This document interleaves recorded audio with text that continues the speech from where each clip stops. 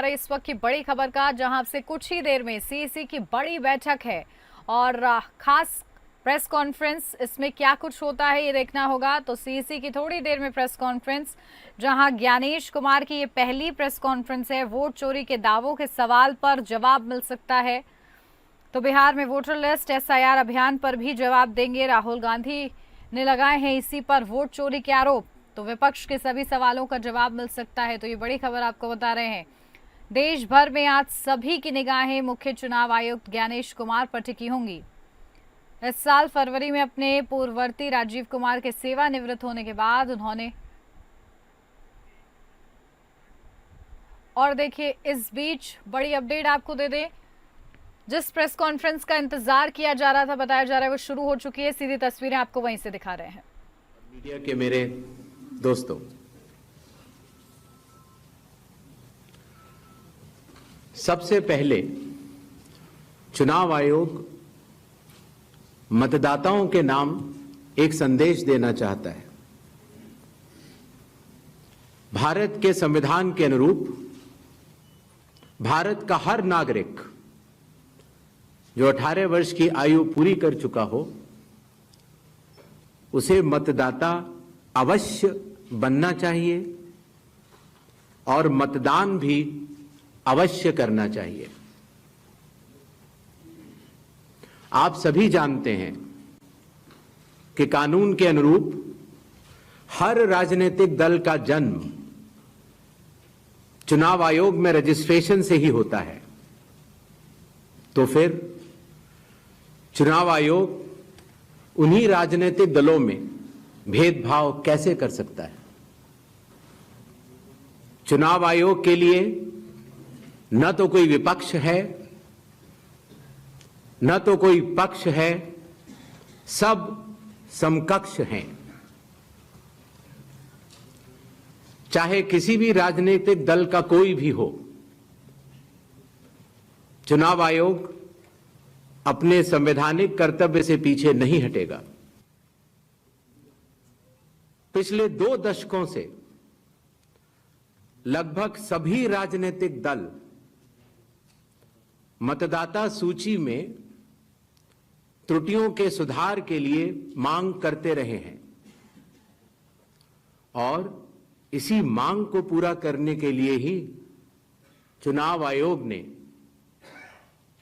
गहन पुनरीक्षण अर्थात स्पेशल इंटेंसिव रिवीजन एसआईआर की शुरुआत बिहार से की है।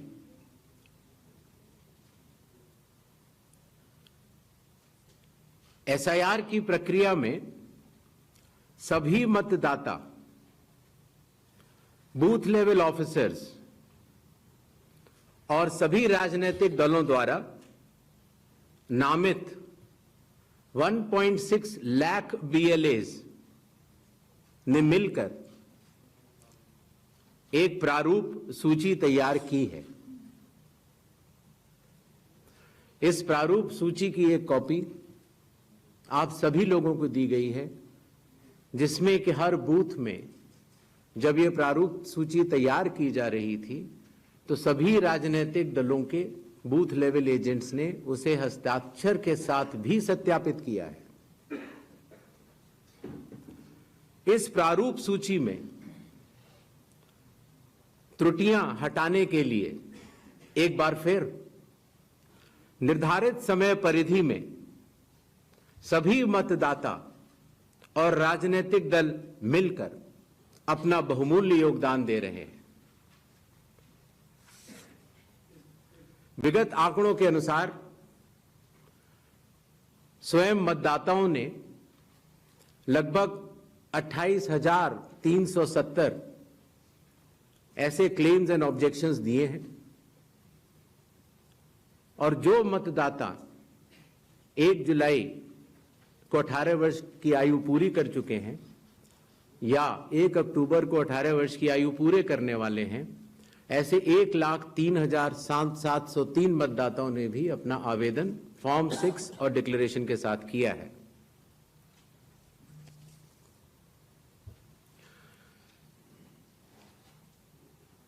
और इन क्लेम्स एंड ऑब्जेक्शंस के लिए इन त्रुटियों को हटाने के लिए बिहार के एसआईआर में 1 अगस्त से 1 सितंबर का समय निर्धारित है। अभी भी 15 दिन का समय बाकी है। चुनाव आयोग सभी राजनीतिक दलों को उनके द्वारा नामित बूथ लेवल एजेंट्स को,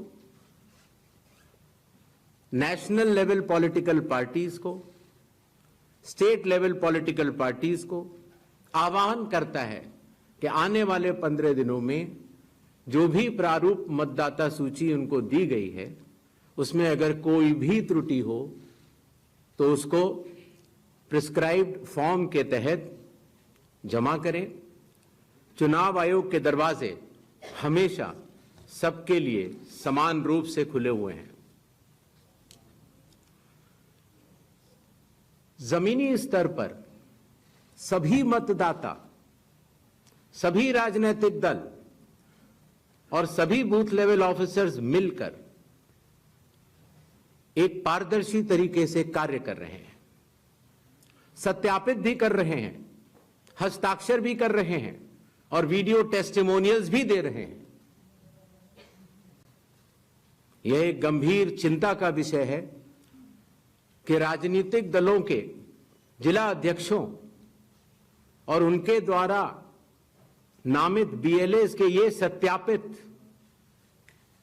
दस्तावेज, टेस्टिमोनियल्स, उनकी आवाज उनके स्वयं के राज्य स्तर के या राष्ट्रीय स्तर के नेताओं तक या तो पहुंच नहीं पा रही है और या फिर जमीनी सच को नजरअंदाज करते हुए भ्रम फैलाने की कोशिश की जा रही है। सत्य तो यह है कि कदम से कदम मिलाकर सभी स्टेक होल्डर्स बिहार के एसआईआर को पूर्ण रूप से सफल बनाने के लिए कटिबद्ध हैं, प्रयत्न कर रहे हैं और कठिन परिश्रम कर रहे हैं। जब बिहार के 7 करोड़ से भी अधिक मतदाता चुनाव आयोग के साथ खड़े हैं तो न तो चुनाव आयोग की साख पर कोई प्रश्न चिन्ह खड़ा हो सकता है और न ही मतदाताओं की साख पर। कानून के अनुसार अगर समय रहते मतदाता सूचियों में त्रुटियां साझा न की जाएं, मतदाता द्वारा अपना प्रत्याशी चुनने के 45 डेज के भीतर माननीय उच्च न्यायालय में चुनाव याचिका दायर न की जाए और फिर वोट चोरी जैसे गलत शब्दों का इस्तेमाल करके जनता को गुमराह करने का असफल प्रयास किया जाए तो यह भारत के संविधान का अपमान नहीं तो और क्या है। जहां तक कि मशीन रीडेबल मतदाता सूची का सवाल है, माननीय सुप्रीम कोर्ट 2019 में ही कह चुका है कि यह मतदाता की निजता का हनन हो सकता है। Voter privacy can be breached. हमने कुछ दिन पहले देखा कि कई मतदाताओं की फोटो उनकी अनुमति के बिना मीडिया के समक्ष रखी गई, उनके ऊपर आरोप लगाए गए, उनका इस्तेमाल किया गया। क्या अपनी माताओं, बहुओं, बेटियों सहित किसी भी मतदाता की सीसीटीवी वीडियो चुनाव आयोग को साझा करनी चाहिए क्या? मतदाता सूची में जिसका नाम होता है वही अपने प्रत्याशी को चयनित करने के लिए वोट डालता है। लोकसभा के चुनाव की प्रक्रिया में 1 करोड़ से भी अधिक कर्मचारी, 10 लाख से भी अधिक बूथ लेवल एजेंट्स, 20 लाख से भी अधिक प्रत्याशियों के पोलिंग एजेंट्स चुनाव के लिए कार्य करते हैं। इतने सारे लोगों के समक्ष इतनी पारदर्शी प्रक्रिया में क्या कोई भी मतदाता वोट की चोरी कर सकता है? कुछ मतदाताओं द्वारा दोहरे मतदान के आरोप लगाए गए, सबूत मांगने पर जवाब नहीं मिला। ऐसे मिथ्या आरोपों से न तो चुनाव आयोग डरता है और न ही कोई मतदाता। जब चुनाव आयोग के कंधे पर बंदूक रखकर भारत के मतदाताओं को निशाना बनाकर राजनीति की जा रही हो, तो आज चुनाव आयोग सबको स्पष्ट करना चाहता है कि चुनाव आयोग निडरता के साथ सभी गरीब, अमीर, बुजुर्ग, महिला, युवा सहित सभी वर्गों और सभी धर्मों के मतदाताओं के साथ बिना किसी भेदभाव के चट्टान की तरह खड़ा था, खड़ा है और खड़ा रहेगा। जय हिंद, जय Bharat.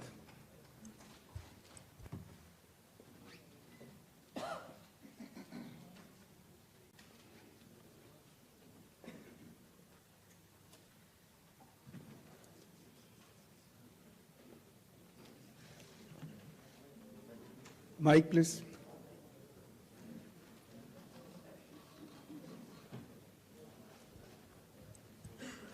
Sir, good evening. I am Prashant from Asianet News. Sir, here. Here. हाँ, Prashant from Asianet News. As you know, after Rahul Gandhi's press conference, there are many issues coming up from different states, including states like Kerala. Will you initiate an inquiry into all these allegations which are coming from different states? next 5 questions. 22.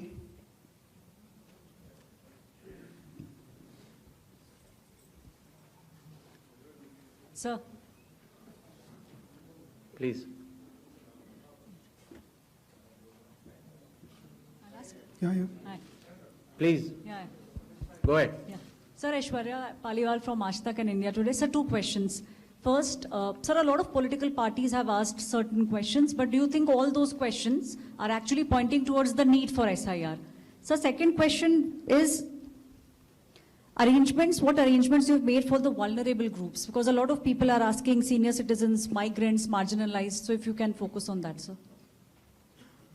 Okay. 163. Sir, Shriparna from the Hindu newspaper. Sir, during door-to-door survey and enumeration, how many Nepali, Bangladeshi and Myanmarese nationals were found by BLOs? Does the Election Commission have any figures? 80. I'm coming, sir. We have enough time, sir. 80.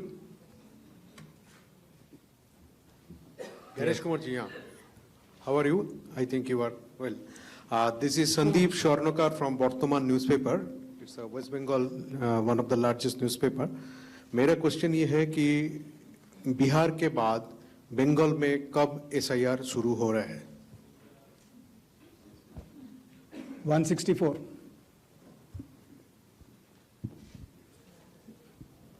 Sir Neeraj हूँ news 18 India से, network 18 से। हमारा सवाल है कि special summary revision सालाना तौर पे होता है हर साल, तो SIR की जरूरत आपको कौन सा मतदाता सूची दोनों प्रक्रिया से अलग मिलेगा, हम ये जानना चाह रहे हैं। और एक सप्लीमेंट्री सवाल है इसी के साथ कि आपने कहा कि कुछ पॉलिटिकल पार्टीज के नेता भ्रम फैलाने की कोशिश कर रहे हैं। उनका यह भी कहना है, राहुल गांधी की मैं बात कर रहा हूँ, थोड़ी देर पहले उन्होंने कहा है क्यों उन्हीं से शपथ पत्र सिर्फ मांगा जा रहा है, दूसरे लोग, दूसरी पार्टी के लोग जो सवाल कर रहे हैं उनसे क्यों नहीं? तो इन 5 सवालों को पहले ले लेते हैं।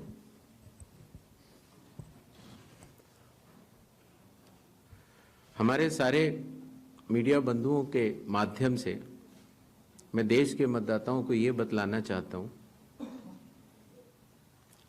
कि जब भी मतदाता सूची का रिवीजन होता है तो उसकी प्रक्रिया वही होती है जो मैंने आपको अभी शुरू में बताई। अर्थात सबसे पहले बूथ लेवल ऑफिसर्स और बीएलएज, राजनीतिक दलों के बीएलएज मिलकर एक ड्राफ्ट तैयार करते हैं और उसके बाद सभी राजनीतिक दलों को और उसी असेंबली कॉन्स्टिट्यूएंसी के मतदाताओं को यह अधिकार होता है कि वो उसमें त्रुटियां सुधारने के लिए आवेदन कर सके। आवेदन 3 तरह के हो सकते हैं, या तो किसी का नाम छूट गया हो तो फॉर्म 6 होता है, या किसी का नाम गलत जुड़ गया हो या किसी और को जुड़वाना हो तो फॉर्म 7 होता है, और या कई बार उसमें विवरण गलत हो जाए, आपकी नाम की स्पेलिंग गलत हो जाए, फोटो गलत हो जाए, एड्रेस गलत हो जाए तो फॉर्म 8 होता है। तो ये क्लेम्स एंड ऑब्जेक्शंस का जो पीरियड होता है ये बहुत महत्वपूर्ण होता है और इसमें सभी राजनीतिक दलों की भागीदारी और मतदाताओं की भागीदारी भी आवश्यक होती है। जब ये सारे क्लेम्स एंड ऑब्जेक्शंस आ जाते हैं तो उसके बाद जो उस इलाके का एसडीएम होता है, जिसको कई जगहों पर इलेक्टोरल रजिस्ट्रेशन ऑफिसर भी बोलते हैं, जो कि स्टेट गवर्नमेंट का एक अधिकारी होता है, वो उस पर एक निर्णय लेता है और निर्णय करने के बाद एक अंतिम सूची का प्रकाशन करता है। ये प्रक्रिया में आपके माध्यम से सभी मतदाताओं को बताना चाहता हूं, जिससे कि उन्हें भी सनद रहे कि पूरी प्रक्रिया होती क्या है। तो एक बार जब एसडीएम की तरफ से अंतिम सूची प्रकाशित कर दी जाती है, और याद रहे कि प्रारूप अर्थात ड्राफ्ट सूची भी पॉलिटिकल पार्टी से शेयर की जाती है और अंतिम सूची भी पॉलिटिकल पार्टी से शेयर की जाती है, और आजकल चूंकि तकनीकी का जमाना है तो वेबसाइट पर भी इलेक्शन कमीशन की अवेलेबल होती है। इसके बाद भी अगर कोई भी त्रुटि रह जाए तो उस जिले के डीएम के पास एक अपील होती है,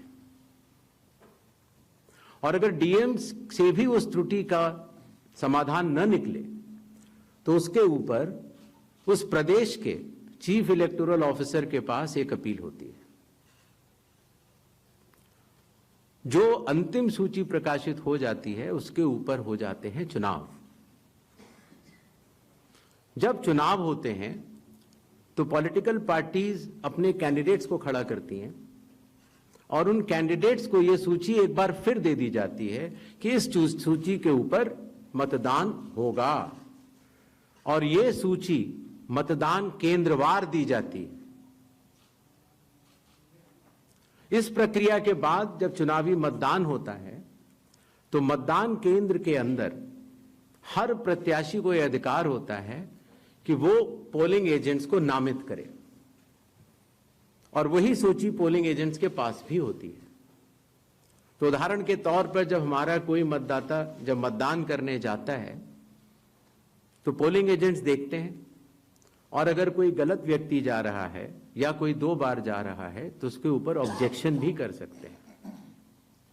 मतदान प्रक्रिया समाप्त होने के बाद मतगणना होती है, और मतगणना के बाद रिटर्निंग ऑफिसर रिजल्ट्स डिक्लेयर कर देते हैं। यह एक डिसेंट्रलाइज्ड कंस्ट्रक्ट है।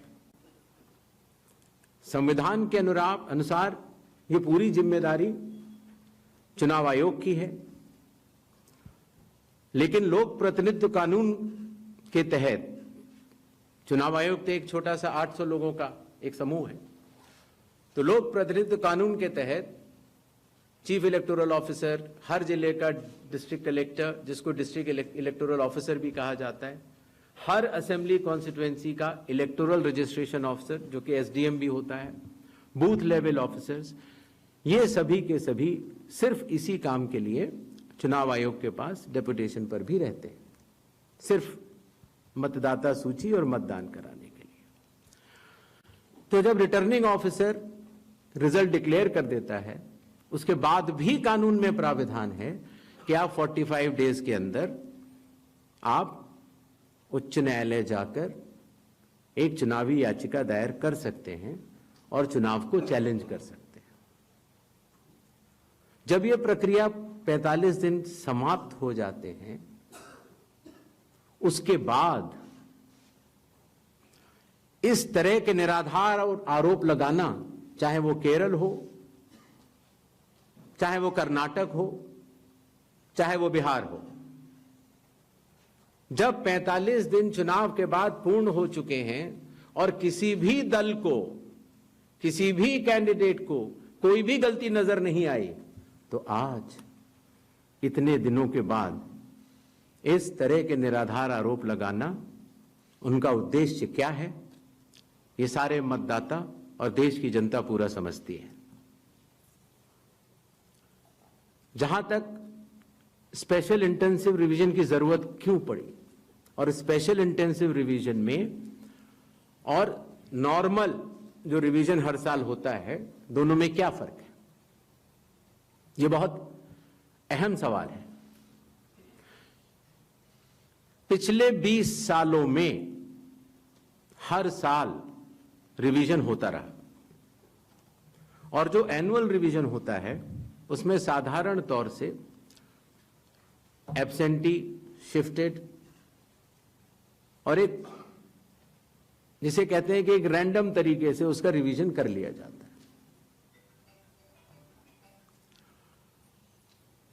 जब पिछले 20 सालों से इंटेंसिव रिवीजन नहीं हुआ, हालांकि पहले होते थे, अभी तक भारत में 10 से ज्यादा बार स्पेशल इंटेंसिव रिवीजन हो चुके हैं।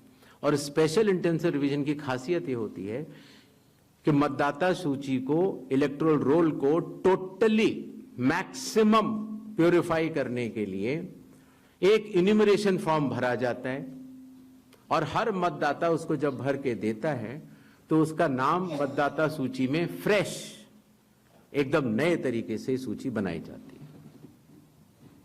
और यह इंटेंसिव रिवीजन इसलिए भी आवश्यक हो गया, एक तो सभी राजनीतिक दलों की लगातार शिकायतें आती जाती हैं कि साहब वहां पर वोट बढ़ गए, वहां पर वोट कट गए, इन लोगों का वोट सही बना, इन लोगों का वोट गलत बना। साथ ही साथ समय के साथ कई लोग जो गांव में रहते थे, जहां पर उनका वोट था, वो शहर में आ गए, उनका वोट गांव में रह गया और जब वो शहर में आए तो वोट कटवाने की प्रक्रिया की भी अपनी कानूनी जटिलताएं हैं, तो उनका वोट गांव में भी रह गया, शहर में भी हो गया।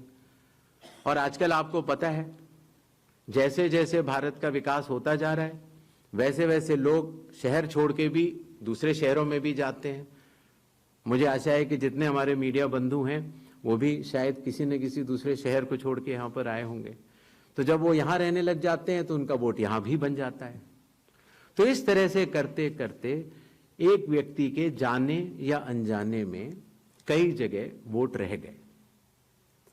तो मतदाता सूची को शुद्ध करने के लिए इन्यूमरेशन फॉर्म एकमात्र रास्ता रह जाता है। क्योंकि मैं आपको एक उदाहरण भी देता हूं, जैसे मान लीजिए श्रीपर्णा चक्रवर्ती जी हैं, उनका पहला वोट था श्रीपर्णा चक्रवर्ती के नाम से, दूसरा वोट जब वो दूसरी बार उन्होंने भरा तो उन्होंने भर दिया एस चक्रवर्ती। पिताजी का नाम मुझे पता नहीं है, माफ करें, लेकिन ए बी चक्रवर्ती भरा। अगली जगह जब उन्होंने भरा तो उन्होंने कहा कि नहीं, अखिल बी चक्रवर्ती। तो यह असंभव हो जाता है जानना कि ये दो व्यक्ति एक हैं कि नहीं।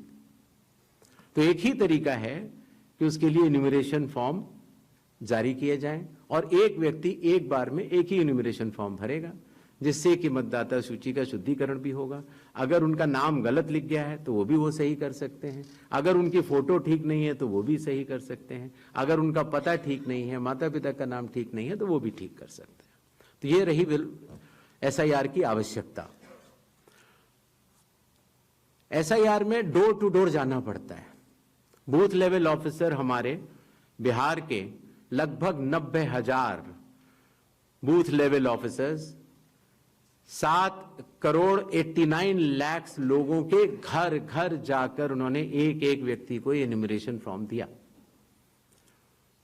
जो लोग मृत पाए गए, या जो लोग घर पे नहीं थे, जिन्होंने पड़ोसियों ने कहा या उनके घर वालों ने कहा कि ये परमानेंटली शिफ्ट हो गए हैं, या जिन लोगों ने कहा कि नहीं साहब मैं तो पहले ही दूसरी जगह एन्यूमरेशन फॉर्म भर चुका हूं, अर्थात उसका नाम 2 जगह था, ऐसे लोगों के फॉर्म वापस नहीं मिले और 7 करोड़ 24 लाख फॉर्म वापस मिले 30 दिन के अंदर।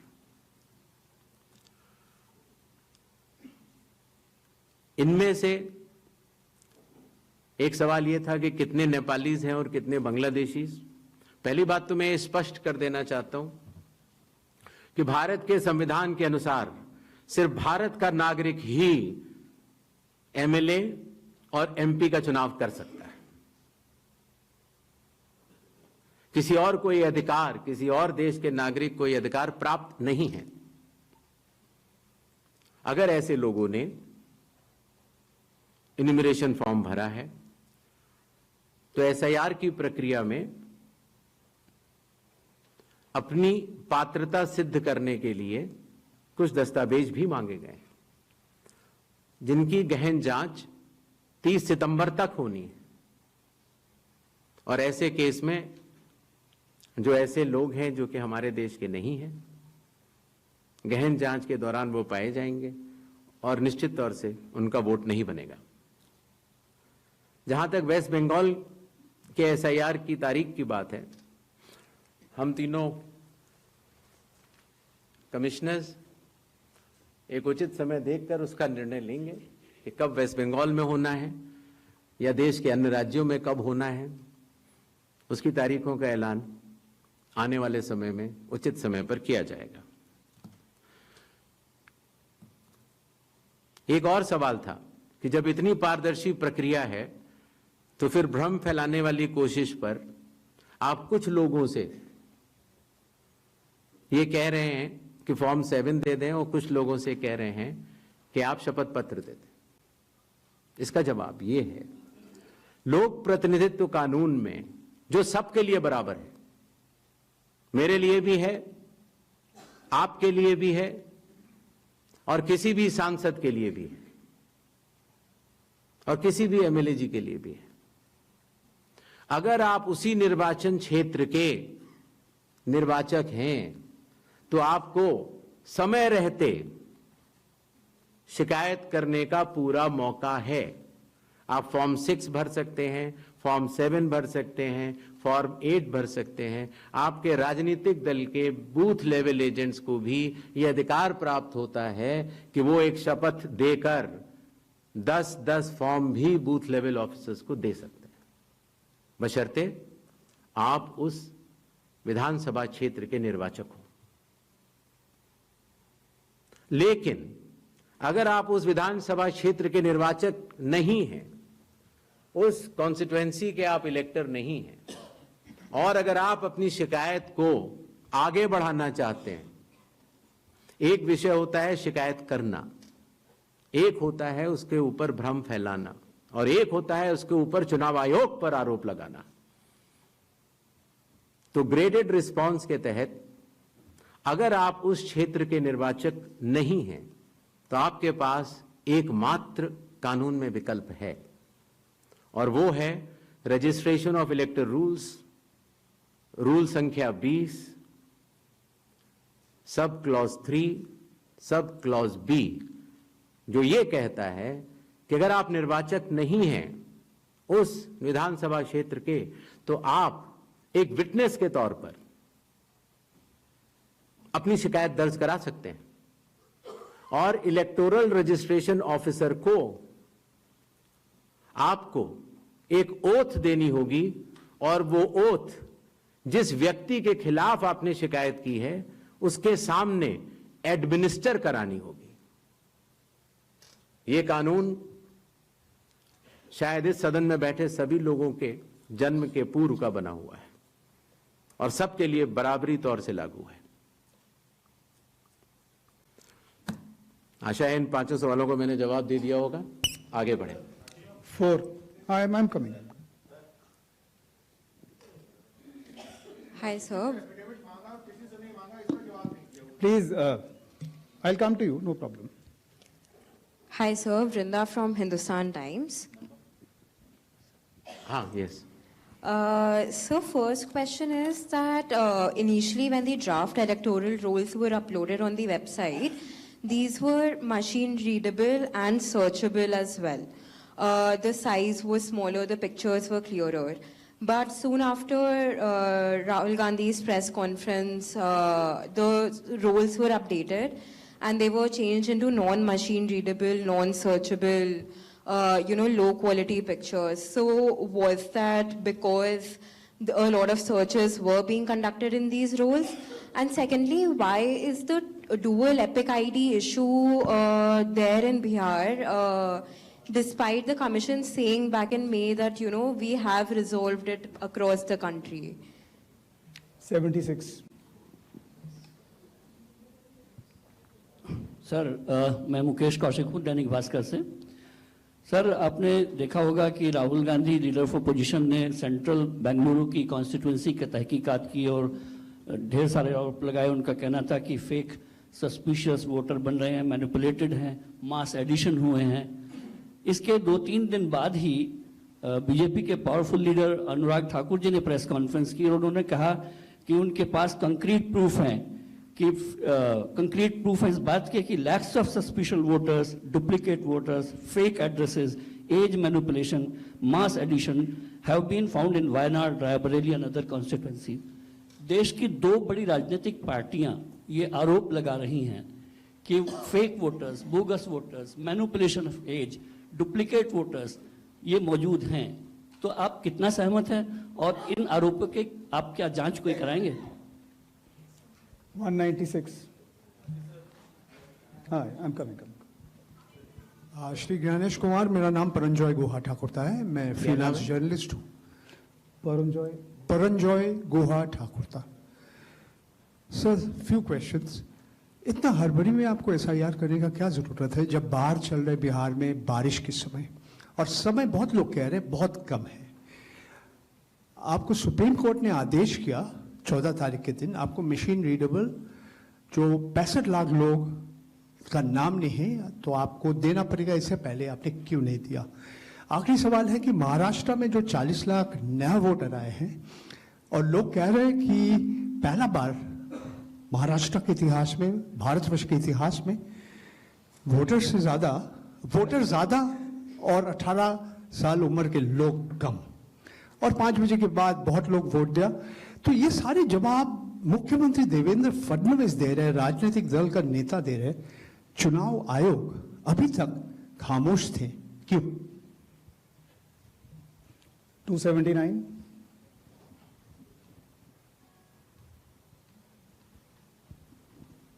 सर, मैं पीयूष पांडे हूं TV9 भारतवर्ष से।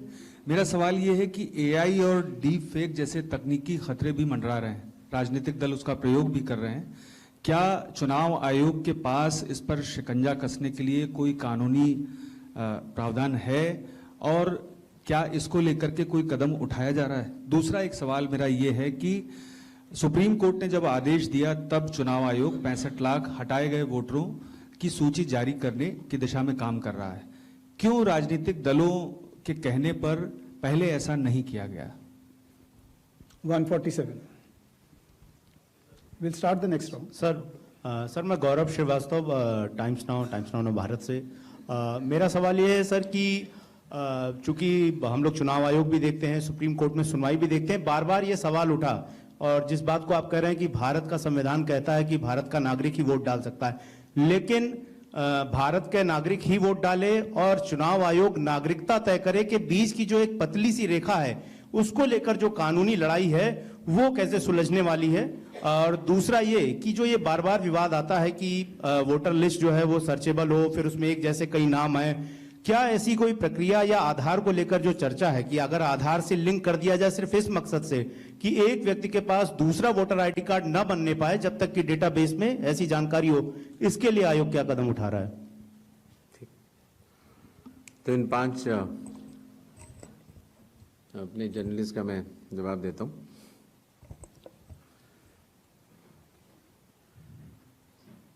मशीन रीडेबल मतदाता सूची और सर्चेबल मतदाता सूची दोनों में हमें अंतर समझना होगा। जो चुनाव आयोग की वेबसाइट में मतदाता सूची होती है, उसमें आप एपिक नंबर डाल के सर्च कर सकते हैं, डाउनलोड भी कर सकते हैं। इसको मशीन रीडेबल नहीं कहा जाता। मशीन रीडेबल के ऊपर मैंने आपको शुरुआती उसमें बताया था कि 2019 में माननीय सुप्रीम कोर्ट ने भी इस विषय का गहन अध्ययन किया और ये पाया कि मशीन रीडेबल इलेक्टोरल रोल देने से वोटर की प्राइवेसी का हनन हो सकता है। इसलिए मशीन रीडेबल एक अलग चीज है। जो मशीन रीडेबल का अर्थ ये होता है कि आप उस इलेक्टोरल रोल को पढ़ भी सकते हैं। उसमें अगर आपके पास कंप्यूटर पे वो लिस्ट सूची आ गई तो आप ये फोटो उठा के दूसरी जगह भी डाल सकते हैं। अगर आपने एक व्यक्ति की फोटो दूसरी जगह डाल दी और पलट दी तो वो व्यक्ति वोट ही नहीं कर पाएगा, क्योंकि जब वो वोट करने जाएगा तो उसका चेहरा नहीं मिलेगा। तो मशीन रीडेबल एक अलग चीज है, मशीन रीडेबल वर्जित है। तो उसको आप, ये चुनाव आयोग का अकेला फैसला नहीं है, ये चुनाव आयोग का फैसला माननीय सुप्रीम कोर्ट के जजमेंट के बाद है और 2019 से है। तो मशीन रीडेबल अलग चीज हो गई और एक लिस्ट को सर्च करना वो एक अलग विषय हो गया। जब आप एक लिस्ट को सर्च करते हैं तो उसमें एक सवाल यह आया था कि डुप्लीकेट एपिक की समस्या चुनाव आयोग ने जब पहले सॉल्व कर ली तो इस तरह के डुप्लीकेट एपिक दोबारा कैसे आए। डुप्लीकेट एपिक दो तरीके से हो सकते हैं। एक कि एक व्यक्ति जो वेस्ट बंगाल में है, जो व्यक्ति अलग है, उसका एक एपिक नंबर है, और एक व्यक्ति जो हरियाणा में है उसका एपिक नंबर भी वही है। अर्थात एपिक नंबर 1 व्यक्ति 2। जब ये सवाल उठा लगभग मार्च 2025, जब हम लोगों ने उसके ऊपर चर्चा की और उसको हम लोगों ने पूरे देश भर में सुलझाया, लगभग ऐसे 3 लाख लोग मिले जिनकी एपिक संख्या 1 थी। तो उनकी एपिक संख्या बदल दी गई, जिससे एक ही एपिक से 2 लोग ना हो, एक ही नंबर के 2 लोग ना हो। दूसरी तरह की डुप्लीकेसी ऐसे आती है जब एक ही व्यक्ति का एक से ज्यादा जगह मतदाता सूची में नाम हो और उसका एपिक नंबर अलग हो। अर्थात व्यक्ति 1 एपिक अनेक। पहली वाली स्थिति ये थी एपिक 1 व्यक्ति अनेक। तो एपिक 1 व्यक्ति अनेक की समस्या तो चुनाव आयोग ने पहले सुलझा ली, लेकिन जब ये विषय आया कि एक ही व्यक्ति और उसके कई एपिक्स हैं, तो कुछ केसेस में जब शिकायत आई तो हम लोगों ने तहकीकात की तो ये समझ में आया कि जो व्यक्ति, जैसे मैंने आपको बताया था कि अगर वो गांव में रहता था तो वहां उसका एक जगह नाम था, फिर वो शहर में आया, फिर वो वहां से चलते चलते दिल्ली या बंबई पहुंच गया और उसने अपना पुराना नाम डिलीट नहीं कराया। पहले ये संभव नहीं था। 2003 से पहले नाम अगर आपको पुरानी जगह से कटवाना है तो कोई वेबसाइट नहीं थी इलेक्शन कमीशन की जिसमें एक ही जगह सारा डेटा हो। हर स्टेट की अलग अलग वेबसाइट थी। तो नतीजा, अगर आप पटना से चल के दिल्ली आ चुके हैं और आप पटना का वोट कटवाना चाह रहे थे तो आप एक पत्र लिख सकते हैं। अब उस पत्र के ऊपर कार्रवाई हुई, आपने सही जगह भेजा, नहीं भेजा और आपका वहां वोट नहीं कटा। आप दिल्ली आ चुके, आपका यहां नया मतदाता सूची में नाम आ गया, आपके पास एक नया एपिक नंबर है। तो 2003 से पहले चूंकि तकनीकी सुविधा अवेलेबल नहीं थी, तो इस तरह के बहुत लोग जो माइग्रेट कर करके अलग अलग जगह गए, उनके नाम कई जगह आ गए। फिर एक ये सवाल उठा कि फिर उसको आज की तारीख में तो वेबसाइट है, कंप्यूटर है, उसको आप सेलेक्ट करके हटा सकते हैं। लेकिन वही मैं बात आपको बताना चाह रहा था, चुनाव आयोग मतदाताओं के साथ चट्टान की तरह खड़ा होता है। अगर किसी के कहने से मैं आपका वोट काट दूं या किसी के कहने से मैं ये मानूं कि पीयूष जी के नाम के, अगर आपको अंदाज़ा न हो तो अगर पीयूष जी के नाम को अगर आप 100 करोड़ में सर्च करेंगे तो आपको हजारों लोग मिलेंगे। अब कौन से पीयूष जी का नाम काटा जाए? कौन से पीयूष जी दो हैं ये? तो अगर इसको जल्दीबाजी में किया जाएगा तो किसी भी मतदाता का नाम गलत कट सकता है, आपकी जगह किसी और का कट जाए। इसलिए शायद पिछले 20 सालों में टेक्नोलॉजी तो थी, लेकिन टेक्नोलॉजी का उपयोग करके किसी का मतदान में नाम मतदाता सूची से नाम काटा जाए, ये गलत होगा। और इसीलिए चुनाव आयोग ने ऐसा नहीं किया। और इसकी या तो व्यक्ति खुद कर सकता है तो कोई आपत्ति नहीं है, और या फिर स्पेशल इंटेंसिव रिवीजन के जरिए जब ये एन्यूमरेशन फॉर्म बनेगा तो पीयूष पांडे जी के पास ही फॉर्म पहुंचेगा। अगर उनके पास दूसरा फॉर्म पहुंच जाएगा तो एक ही पे दस्तखत करेंगे और डुप्लीकेट वोट की समस्या का निदान हो जाएगा। एसआईआर में हड़बड़ी क्यों? यह भी एक भ्रम फैलाया जाता है। आप लोग मुझे बताएं कि चुनाव से पहले मतदाता सूची शुद्ध करनी चाहिए या चुनाव के बाद?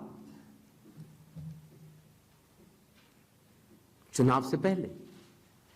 और यह बात चुनाव आयोग नहीं कह रहा है, यह बात लोक प्रतिनिधित्व कानून कह रहा है कि हर चुनाव से पहले आपको मतदाता सूची शुद्ध करनी होगी। यह चुनाव आयोग का कानूनी दायित्व है। फिर यह बात आई कि 7 करोड़ से ज्यादा बिहार के मतदाताओं तक क्या चुनाव आयोग पहुंच पाएगा? हकीकत आपके सामने है। जब 24 जून से यह कार्रवाई शुरू हुई तो यह पूरी प्रक्रिया लगभग 20 जुलाई तक ही समाप्त हो गई। फिर यह बात आई कि साहब जुलाई में क्यों? उस समय मौसम अच्छा नहीं होता। तो आपकी जानकारी के लिए मैं बताना चाहता हूं कि बिहार में इसके पहले भी 2003 में एसआईआर हुआ था और उसकी तारीख थी 14 जुलाई से 14 अगस्त, और तब भी सफलतापूर्वक हुआ था।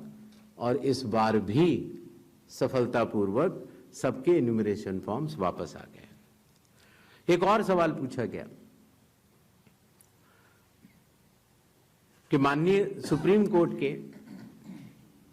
कहने से हम लोगों ने ये मशीन रीडेबल फॉर्मेट क्यों दिया? माननीय सुप्रीम कोर्ट ने ये स्पष्ट कहा है कि हर जिले की अलग वेबसाइट बनाई जाए और हर जिले की वेबसाइट पर एपिक नंबर से सर्च होने वाली सूची रखी जाए।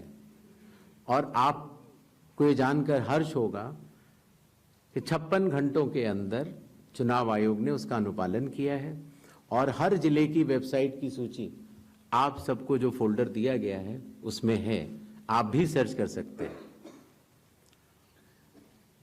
जहां तक आपके पास जो फोल्डर दिया गया उसमें एक वो भी मिनट्स मौजूद है 20 जुलाई के, जहां पर अगर आप खोलेंगे तो उसमें आप पाएंगे कि हर बूथ पर booth level officer, booth level agent, sarpanch सबने मिलकर ये दस्तखत करके सूची बनाई कि ये लोग मृत पाए गए हैं, उनका एपिक नंबर भी है, उनका नाम भी है, और ये लोग स्थायी रूप से स्थानांतरित पाए गए हैं, उनका नाम भी है, और इन लोगों का इन्यूमरेशन फॉर्म या इन लोगों का नाम एक जगह से ज्यादा है, वो भी है।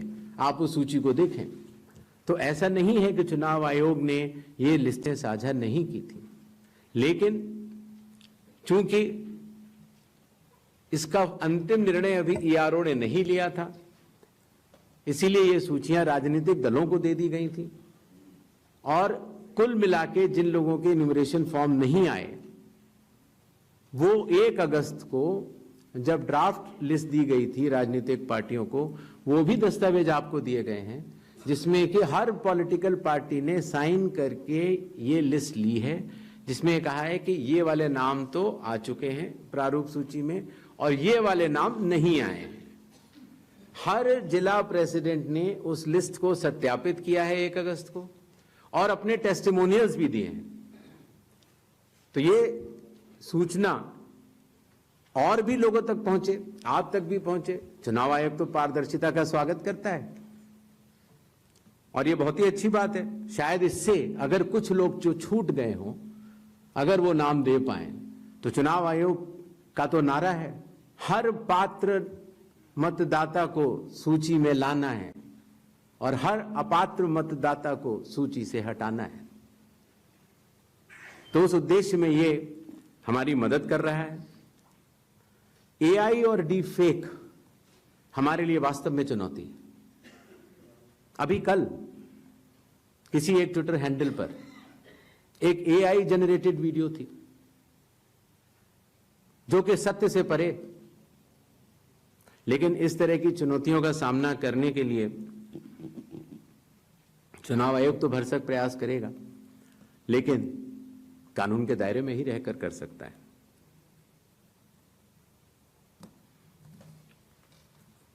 एक और सवाल आया था कि आखिर चुनाव आयोग पात्रता की जांच क्यों कर रहा है। संविधान के अनुच्छेद 326 में हर मतदाता की पात्रता स्पष्ट रूप से लिखी गई है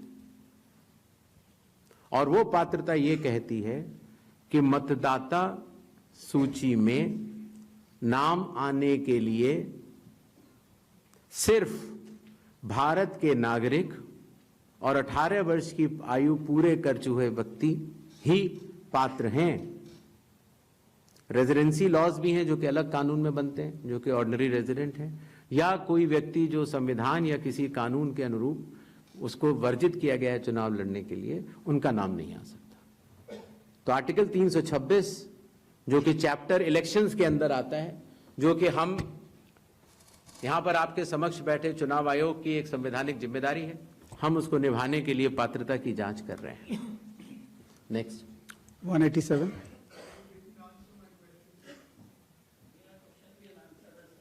We'll come back. उसका जवाब मैं दे चुका हूं, शायद आपने, मैं दोबारा बता देता हूं। ग्रेडेड रिस्पांस होता है चुनाव आयोग का।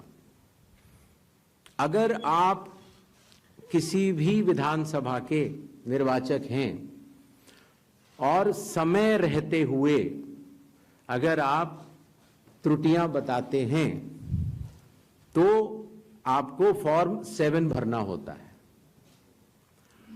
अगर आप किसी भी विधानसभा के निर्वाचक हैं और समय परिधि के बाद अगर गलतियां बतलाते हैं तो उसको सिर्फ एक राजनीतिक स्टेटमेंट माना जाता है। अगर समय के बाद आप त्रुटियां बतलाते हैं और मतदाताओं और चुनाव आयोग पर चोरी का आरोप लगाते हैं तो इन तीनों की ग्रेडिंग में फर्क है। और इसीलिए मैं सभी से यह निवेदन करूंगा कि अगर आप निर्वाचक नहीं हैं और अगर आपको शिकायत करनी है चुनाव आयोग के समक्ष, तो आपके पास, मेरे पास, किसी भी सांसद के पास, किसी भी एमएलए के पास और आपके पास भी सिर्फ एक ही विकल्प है, और वो विकल्प है registration of electoral rules, rule 20 sub clause 3 sub clause B, जिसमें कि आपको इलेक्टोरल रजिस्ट्रेशन ऑफिसर के सामने जिस भी कारण से आप बता रहे हैं कि ये गलत है, आप वो एविडेंस प्रोड्यूस करेंगे और आप शपथ लेंगे और आप इस बात को बताएंगे। आगे 187. Gyanesh sir, We'll come back. Ankit Gupta please. ABP news से। सर, 2-3 सवाल हैं जो एक दूसरे से जुड़े हुए हैं। पहला सवाल ये है, जिसका भी आप भी जिक्र कर रहे थे कि साल भर में जो है ये स्पेशल समरी रिवीजन जो है कई बार होता है, स्पेशल समरी रिवीजन। तो इस साल की शुरुआत में जब जो है समरी रिवीजन हो चुका था, तो उसके बाद पिछले 6-7 महीनों में करीबन 22 लाख लोग मृत पाए गए, करीब 32 लाख शिफ्ट हो गए। तो ये आंकड़ा पिछले 6-7 महीने में 22 लाख लोग मर कैसे सकते हैं, ये सवाल उठाया जा रहा है। अगर समरी रिवीजन हुआ था और अब तक, तो ये आंकड़ा जो है क्यों इतना ज्यादा भिन्न, पहले ये सब क्यों नहीं हुआ। इसी के साथ में उसी से जुड़ा हुआ सवाल ये, विपक्षी पार्टियां ये कह रही हैं, इसका मतलब तो ये है 2024 का 1 साल पहले जो चुनाव हुआ था, वो इसका मतलब जो तमाम, आप 65 लाख का आंकड़ा अभी दे चुके हैं, हो सकता है ये आने वाले दिनों में और बढ़े, उन फर्जी मतदाताओं के साथ में हुआ था क्या चुनाव? ये तो सिर्फ बिहार की बात हो रही है। तो क्या इन फर्जी मतदाताओं के साथ में 2024 का चुनाव हुआ था? तीसरा सवाल इसी से जुड़ा हुआ,